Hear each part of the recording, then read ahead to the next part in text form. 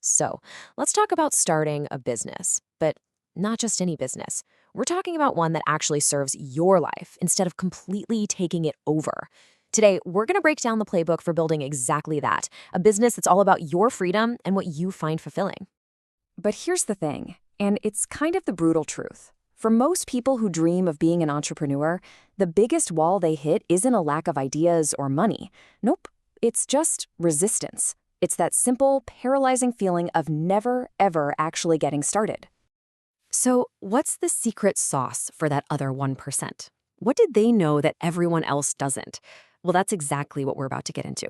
We're going to walk through the mindsets, the strategies, everything you need to turn a simple idea into actual income. All right, first things first, we have to completely redefine what success even means here. This is not about chasing some crazy valuation or working yourself to the bone for growth. It's about building something that serves a totally different and honestly a much better goal. And that answer is what's called a lifestyle business. The whole point is that it's designed around your ideal day, not the other way around. So forget the pressure of becoming a billionaire. Think more about earning a fantastic living, doing work you actually enjoy, and doing it on your own terms. It's about making your work fit your life.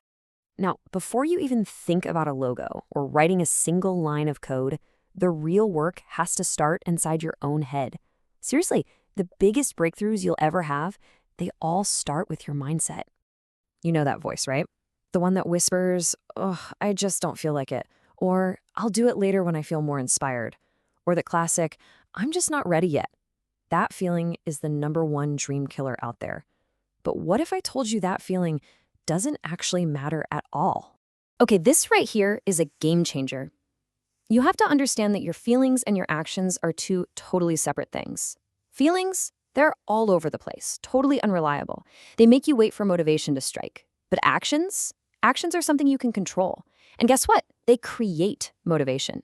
You don't need to feel ready to take action.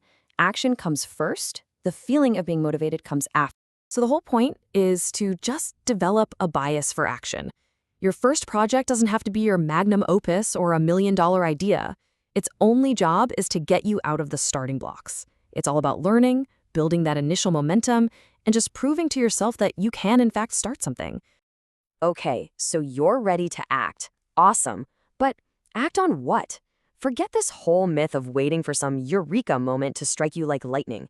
Great business ideas aren't just found, they're uncovered, and there's a system to it. The playbook is surprisingly simple. First, just pick a group of people you'd actually enjoy helping. Then, and this is key, just talk to them. I know a founder who spent 2 years just taking potential customers out for coffee and asking them about their biggest problems before he even thought about building a product. You're listening for real pain, the kind of frustrating problem people would happily pay money to make go away. Then, and only then, you niche down and create a super specific solution. This is such a brilliant way to think about it.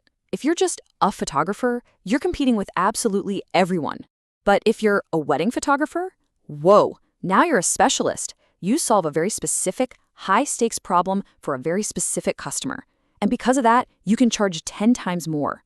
Don't be afraid to be the expert for a small, focused group. All right, let's see how this all plays out in the real world. This is my friend Sahal, and his story is just a perfect example of how incredibly fast you can move when you follow this playbook. Just look at this timeline. It's absolutely wild. He quits his corporate job in month 1. By month 2, he's already made his first dollar online. And by month 4, he's already hitting his initial goal of $10,000 a month. Fast forward to the end of the year, and he's running a 7-figure business. That's the power of solving a real, painful problem. And let's be super clear here. This wasn't some big venture capital funded moonshot. This was built from scratch by one guy who focused on solving one single, painful problem for a very specific group of people. That's it. And here's the kicker. Here's how he did it. He didn't lock himself away for years trying to build the perfect product. No. After hearing video editors complain about a super tedious, repetitive task, he just hacked together a really simple automation tool in 2 days. 2 days. It wasn't pretty, but it worked. And he immediately got it into the hands of real users so he could get their feedback. He chose momentum over perfection.